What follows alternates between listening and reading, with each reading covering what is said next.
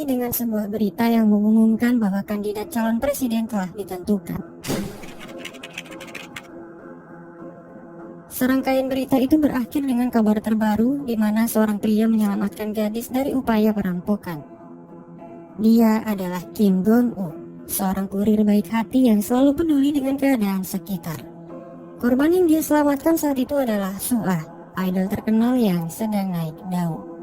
Gon-u diberi penghargaan dan gelar warga pemberani oleh pihak kepolisian.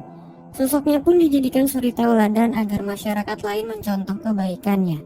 Dalam waktu singkat, Gon-u menjadi terkenal dan sering diundang ke beberapa acara TV. Walau demikian, dia tetap rendah hati dan terus berbuat baik kepada orang-orang di sekitarnya. Di suatu hari, Gon-u memilah paket yang akan dia kirim ke dalam mobil box. Sebelum berangkat, dia selalu menyalakan radio untuk mendengarkan siaran lalu lintas yang akan dibawakan oleh mantan istrinya, Sun Young. Di jalan, Gon-u mendapat panggilan dari kenalannya Ju-ho yang berkata bahwa tokonya sebentar lagi sudah siap. Melalui kamera pengawas yang terhubung dengan ponselnya, Gon-u bisa mengawasi keadaan toko miliknya itu secara langsung. Toko itu adalah persiapannya untuk menikmati sisa hidup jika sudah berhenti dari pekerjaannya saat ini. Gon-u adalah sosok yang ramah dan disukai banyak orang.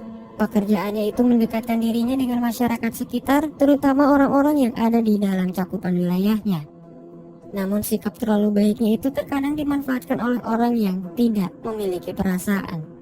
Suatu ketika, Gon-u dikerumuni anak-anak yang menganggap dirinya sebagai superhero karena sudah menyelamatkan idola mereka. Gon-u menanggapi itu dengan santai sebelum akhirnya dia mendapat panggilan dari teman lamanya, Muyo. Mereka berdua bertemu di sebuah jalan untuk bicara dan saling menanyakan kabar. Saat itu terungkap bahwa di masa lalu mereka tergabung ke dalam sebuah kelompok band independen dan hubungan mereka cukup dekat untuk dikatakan sahabat. Gon-u berkata bahwa Muyul datang pasti membutuhkan bantuan darinya. Ketika Muyul mengakui itu dan bertanya kenapa Gon-u bersedia, dia menjawab, tentu saja, karena kita adalah teman.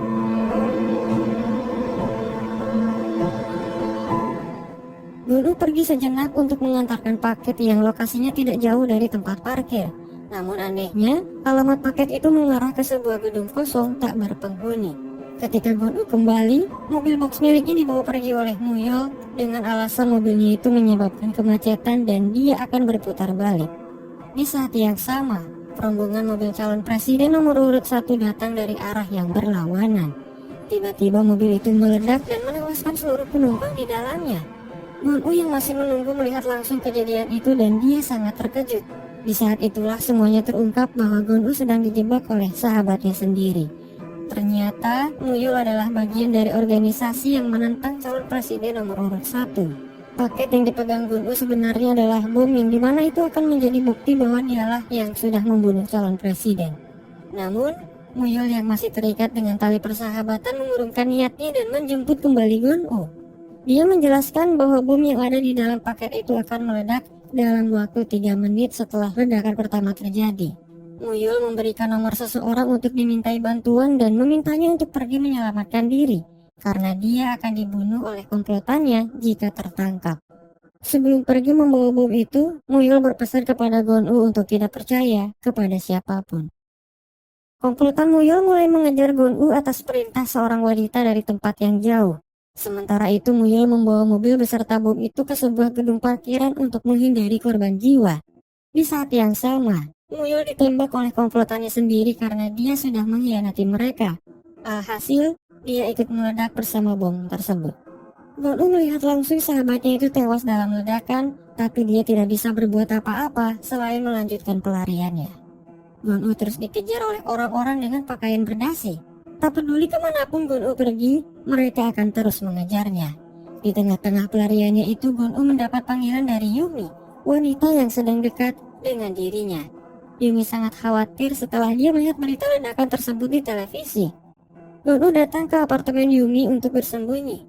Saat itu dia melihat berita lanjutan dari kasus tersebut yang menjelaskan bahwa ledakan itu kemungkinan besar disebabkan oleh mobil RC berbahan peledak yang dikendalikan dari jarak jauh. Berita itu mempengaruhi pikiran Gon-u, terutama setelah dia melihat mobil RC berjajar di lemari milik Yumi.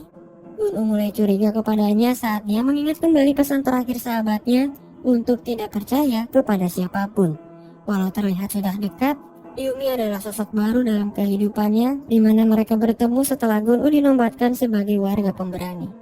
Ternyata benar, Yumi adalah bagian dari konspirasi tersebut. Kehadirannya sudah diatur sedemikian rupa untuk mengatasi kejadian seperti ini. Karena identitasnya sudah terungkap, Yumi mulai menyerang dan berusaha untuk melumpuhkan Gun-u. Namun, usahanya itu gagal ketika Gun-u tidak sengaja membenturkan kepalanya ke meja dan membuatnya pingsan. Di saat yang sama, seseorang berusaha membuka pintu apartemen dan Gun-u terpaksa melompat dari jendela untuk melarikan diri.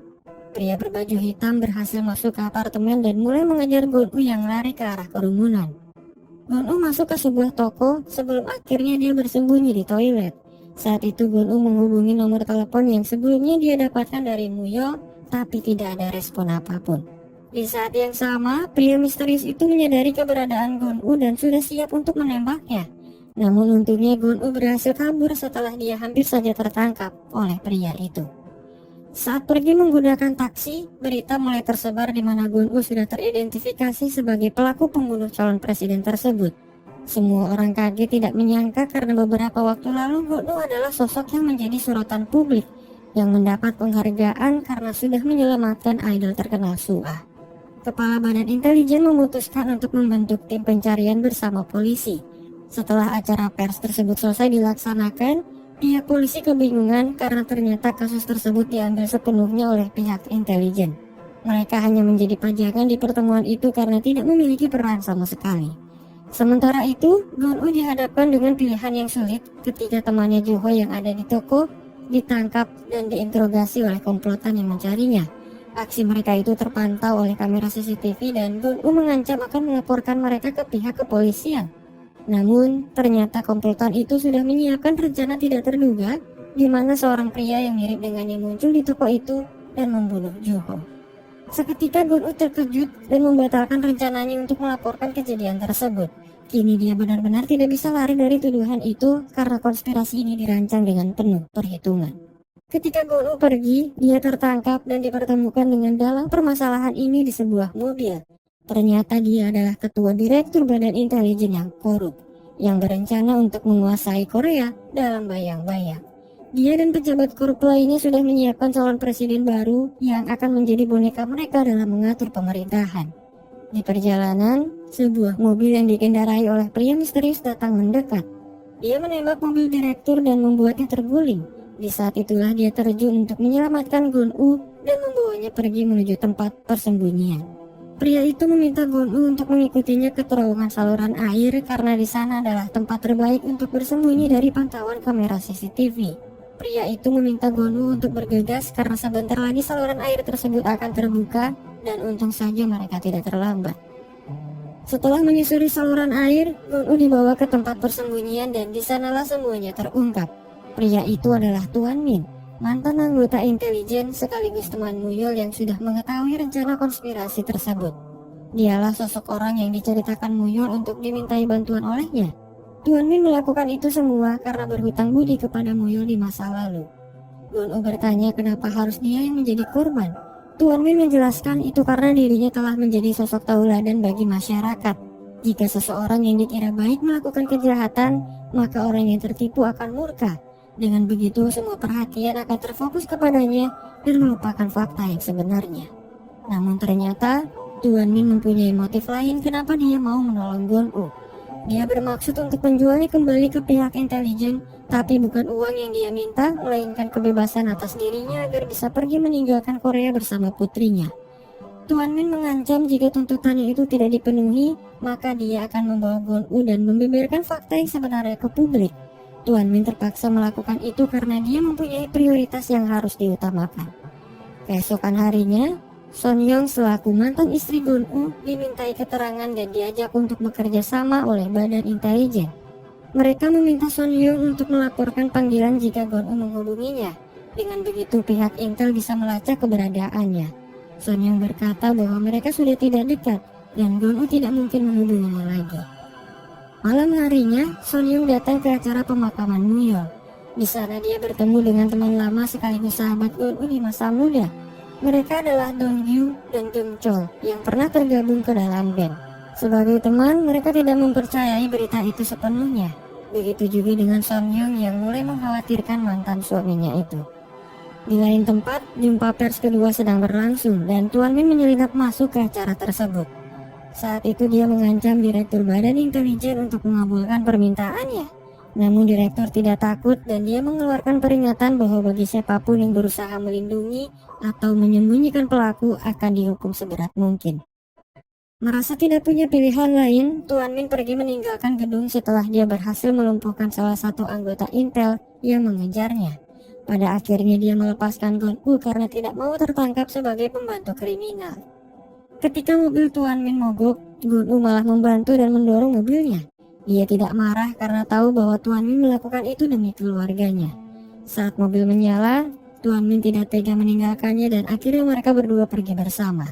Sementara itu, para pejabat korup menghadiri pertemuan untuk membahas calon presiden baru yang akan menjadi boneka mereka. Saat itu juga terungkap bahwa Direktur Badan Intelijen ternyata berada di bawah kendali mereka. Di perjalanan, Tuan Min menjelaskan cara kerja intelijen yang sebenarnya.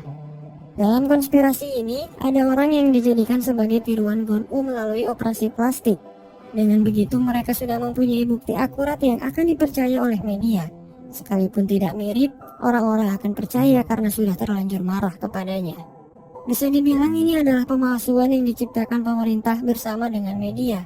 Ketika Gon-u bertanya kenapa harus dia yang menjadi korban, Tuan Min menjelaskan bahwa sebenarnya siapapun bisa menjadi target asalkan dia bisa dimanfaatkan.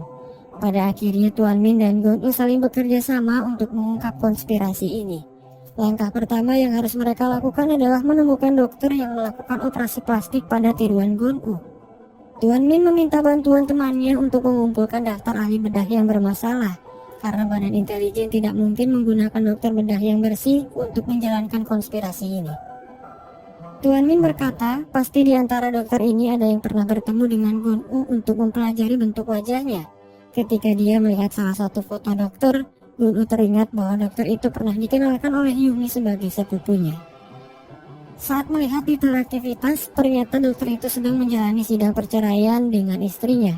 Gon-u teringat bahwa temannya Don-gyu adalah seorang pengacara perceraian. Pada akhirnya dia menghubungi temannya itu untuk meminta berkas dan segala informasi tentang dokter tersebut. Namun sayang, aksinya itu diketahui oleh Badan Intelijen dan akhirnya Don-gyu terpaksa memberitahu bahwa mereka akan bertemu di suatu tempat. Son Young dan Gam-cheol marah karena mengira Don-gyu telah menjual temannya sendiri. Namun ternyata lokasi pertemuan yang sebenarnya hanya diketahui oleh mereka, yaitu tempat di mana dulu mereka mengambil foto untuk poster band. Karena Don-gyu terlalu takut untuk menyerahkan berkas-berkas itu, Gam-cheol bersedia untuk menggantikannya. Keesokan harinya, Tuan Min mengantar Gon-u ke lokasi pertemuan. Dia meminta Gon-u untuk membawa pelacak dan alat pendengar yang akan membantunya jika terjadi sesuatu. Tempat itu mengingatkan Gon-u dengan masa lalunya karena di tempat itulah dia dan Son Young pertama kali menjalin hubungan.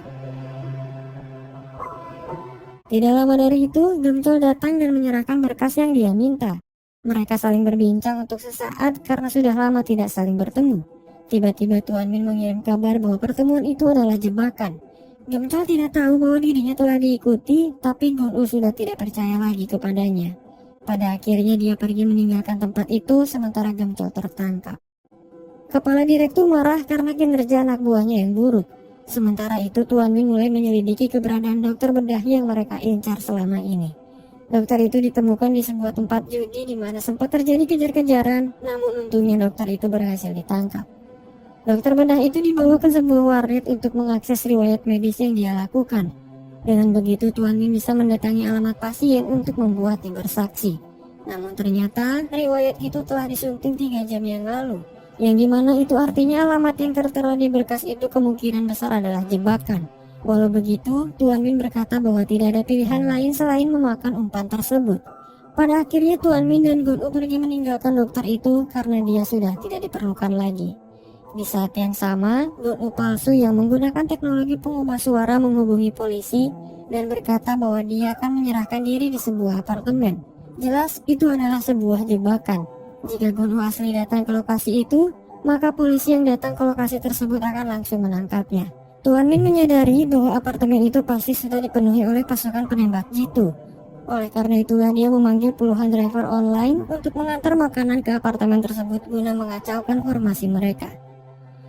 Gun-u menyamar di antara driver itu dan mulai mencari alamat yang dimaksud. Sementara itu Tuan Min berusaha untuk memadamkan listrik apartemen supaya pergerakan musuh terhambat. Gun-u ditangkap oleh orang tiruan itu dan dia sudah siap untuk membunuhnya. Skenario yang sudah disiapkan Badan Intelijen adalah kasus bunuh diri, di mana publik akan mengira bahwa pembunuh calon presiden telah mengakhiri hidupnya.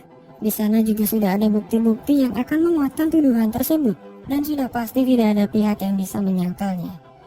Di saat yang sama polisi datang lebih cepat dan pihak intelijen terpaksa menghalanginya. Karena jika polisi melihat dua Gun-u yang berbeda di satu tempat, maka rencana mereka akan berantakan. Gun-u asli tidak bisa melawan karena orang tiruan itu bukanlah tandingannya. Di saat-saat terakhir, Tuan Min muncul dari luar jendela dan melepaskan tembakan. Semua orang terkejut dan satu orang polisi akhirnya memasuki ruangan itu. Saat itu dia bingung karena melihat dua Gun-u yang berbeda. Gun-u asli terluka, sementara tiruannya pergi melarikan diri. Di saat yang sama, anggota intel lain mengonfirmasi bahwa rencana mereka telah gagal karena polisi sudah mengetahuinya. Pada akhirnya tempat itu diledakkan sebagai upaya terakhir untuk mengatasi kegagalan tersebut. Tuan Min yang masih bertahan terlibat pertengkaran dengan salah satu anggota intel, dan pada akhirnya mereka berdua tewas dalam baku tembak. Media pun mulai mengabarkan berita palsu bahwasanya Gun-u dan kaki tangan Tuan Min melakukan aksi bom bunuh diri. Gamchol yang ditangkap diminta untuk bersaksi bahwa kejadian tersebut adalah fakta jika dia ingin terbebas. Sementara Son Young dan Dong-gi melihat langsung jasad temannya itu di rumah sakit. Di lain tempat, tiruan Gun-u dibawa dan diasingkan ke sebuah daerah untuk menjalani kehidupan barunya. Namun ternyata dia adalah Gun-u yang asli. Selama ini Tuan Min sudah menyadari bahwa rencana yang dirancang Badan Intelijen adalah mutlak karena mereka bisa memanipulasi segalanya. Oleh karena itulah dia menyarankan Gun-u untuk bertukar kehidupan dengan tiruannya itu, karena hanya itulah satu-satunya peluang jika ingin hidup. Gamchol muncul di televisi untuk memberikan kesaksian palsunya. Dia tidak punya pilihan lain karena masih punya keluarga yang harus dinafkahi. Namun ketika teman-temannya datang, dia sadar dan menarik kembali semua perkataannya. Gamchol berteriak meminta tolong ketika dia dibawa kembali ke tahanan, namun tidak ada satupun orang yang bisa membantunya. Keesokan harinya, Gun-u memutuskan untuk mengungkapkan identitasnya ke publik. Dia menghubungi Son Young dan memintanya untuk menyiarkan berita di radio. Son Young terkejut dan pada akhirnya dia menghubungkan panggilan tersebut dengan siaran radio lalu lintas yang sedang dia bawakan saat itu. Gun-u memperkenalkan dirinya dan menjelaskan semuanya bahwa dia telah difitnah.